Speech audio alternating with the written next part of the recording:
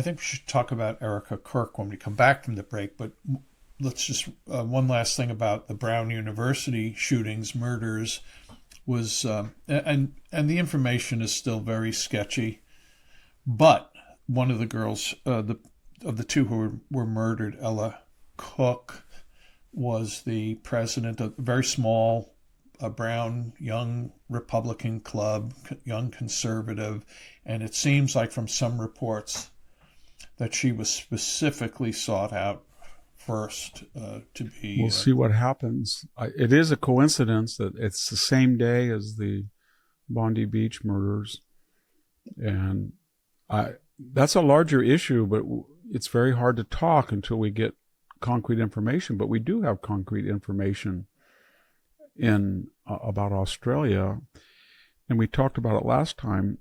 I don't understand the calls for gun control immediately when that brave, who was an Arab Australian, when he stopped that shooter, he didn't have a gun. He went out and he got shot. He's almost got himself killed. But had anybody had a gun, or if the police had gun training, they didn't do anything in Australia for seconds, minutes. That could have been prevented.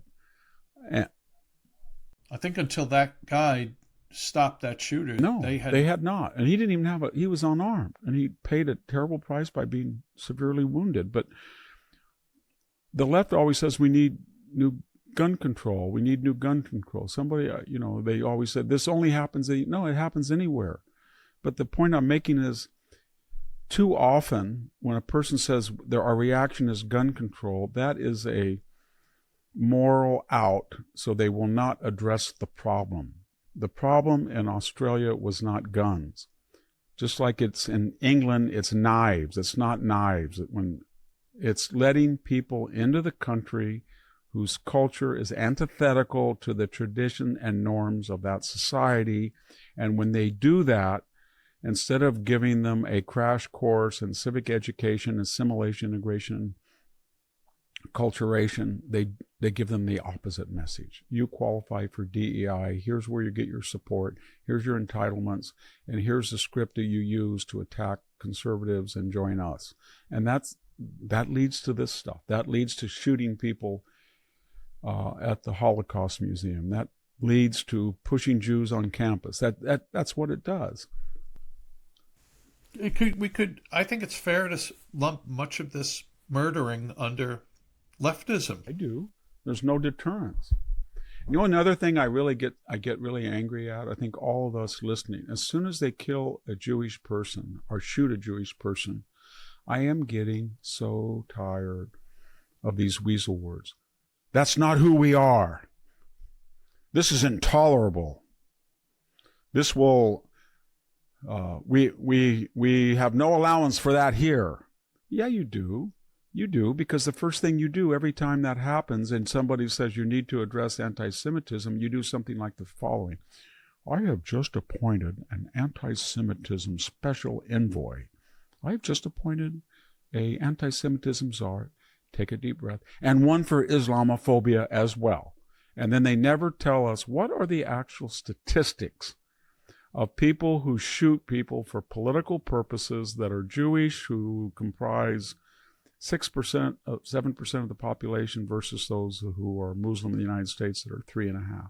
What is the symmetry between Jewish on Muslim crime and Muslim on Jewish crime? And if they are as asymmetrical as the last time I looked, especially hate crime statistics, then I would suggest that there's no need to investigate Islamophobia until you have eliminated anti-Semitism, because it's a much greater problem statistically. But why do they do that? Because of politics, or they're afraid. It's almost, I want to be really crass, Jack, it's almost, I'm afraid to criticize open borders, immigration from the Middle East, radical Islam, river to the sea.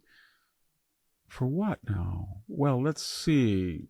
Commercial? Yeah, there's 500 million Arabs and Muslims in the Middle East, and they're a lot richer with a lot more oil than 11 million Jews. Is it my personal safety? Yeah. If I say something negative about the Quran or Islam or the Muslim community, I might be hurt. If I say something and if I call a Jew's name, you think a Jewish terrorist is going to kill me? No. Is it anti-Semitism? Yes. The ancient curse of Europe, that's part of it as well. Is it political? Yes. It's a lot of politics. There's going to be a much greater Arab population according to demographics, even without further immigration. Then there is a fourth to fifth generation rapidly assimilating Jewish population.